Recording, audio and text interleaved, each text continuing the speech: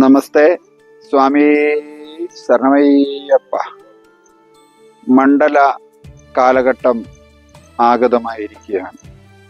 വ്രതശുദ്ധിയുടെയും പ്രാർത്ഥനയുടെയും നാമജപത്തിൻ്റെയും ശരണ വേദമന്ത്ര ഘോഷജപത്തിൻ്റെയും നാളുകൾ ആഗതമായിരിക്കുന്ന ഈ പുണ്യസുദിനത്തിൽ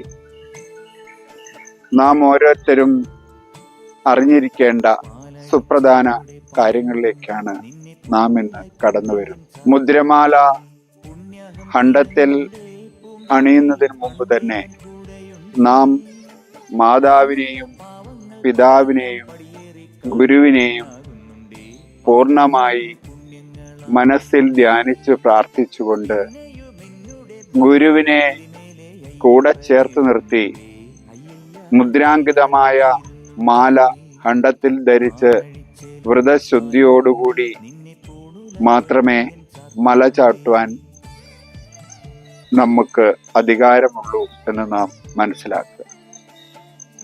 കൂടാതെ തന്നെ 33 ദേവീ ദേവഗണങ്ങളുടെയും മൂർത്തിമ മൂലഭാവമാകുന്ന അണ്ഡഘടാകത്തിന്റെ ചാലക സൂക്തം ആദി പരാശക്തി അമ്മയുടെ മക്കളിലൊരാളാകുന്ന അയ്യപ്പനെ നാം ദർശിക്കാൻ പോകുമ്പോൾ പൂർണ്ണമായിട്ടും നാം ദേവിയുടെയും ദേവന്റെയും അനുഗ്രഹത്തിന് പാത്രീഭവിച്ച് ആ അനുഗ്രഹം കൂടി വാങ്ങി അമ്മയെ പൂർണ്ണമായിട്ട്, പരാശക്തിയെ പൂർണ്ണമായിട്ട് മനസ്സിൽ ധ്യാനിച്ചു പ്രാർത്ഥിച്ച് ആരാധിച്ച് പോയെങ്കിൽ മാത്രമേ നാം ആ മല ചവിട്ടി അയ്യപ്പ സന്നിധിയിൽ ചെല്ലുമ്പോൾ അവിടെ നമുക്കൊരു വചനം നമുക്ക് വെച്ചിട്ടുണ്ട്.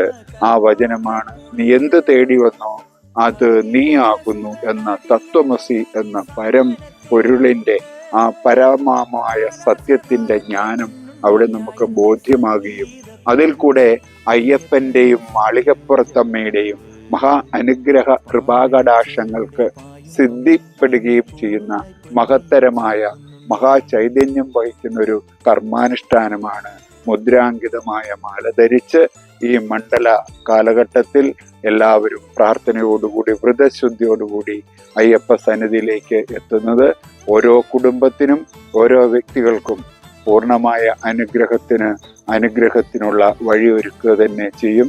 ഇവിടെ അയ്യപ്പന്, അമ്മയ്ക്ക്, മറ്റ് ദൈവങ്ങൾക്കൊന്നും തന്നെ ജാതിയോ മതമോ വർഗമോ വർണ്ണ ചിന്തകളോ ഇല്ല എന്ന സത്യത്തെ കൂടെ നാം മനസ്സിലാക്കി കറുപ്പണിഞ്ഞ് ഭഗവാനെ ധ്യാനിച്ച് നാം ഒരു അയ്യപ്പനായി, നാം ഒരു സ്വാമിയായി അയ്യപ്പ സന്നിധിയിലേക്ക് എത്തുക. ആ എത്തുമ്പോഴെല്ലാം ഭൂമി ദേവിയെ പ്രാർത്ഥിച്ചുകൊണ്ട് തന്നെ, അതിപരാശക്തിയെ പ്രാർത്ഥിച്ചുകൊണ്ട് തന്നെ പൂർണ്ണമായിട്ട് അയ്യപ്പ സന്നിധിയിൽ എത്തണമെന്ന് അറിയിച്ചുകൊണ്ട് എല്ലാവർക്കും ഈ മണ്ഡല മഹോത്സവ കാലഘട്ടത്തിൽ പൂർണ്ണമായ അനുഗ്രഹ സിദ്ധി കൃപാകടാക്ഷങ്ങൾ ഭവിക്കുമാറാകട്ടെ എന്ന് പ്രാർത്ഥിക്കുകയാണ്. ഓം ആദി പരാശക്തി നമഃ. ഭദ്രവിളക്കമ്മേ ശരണം.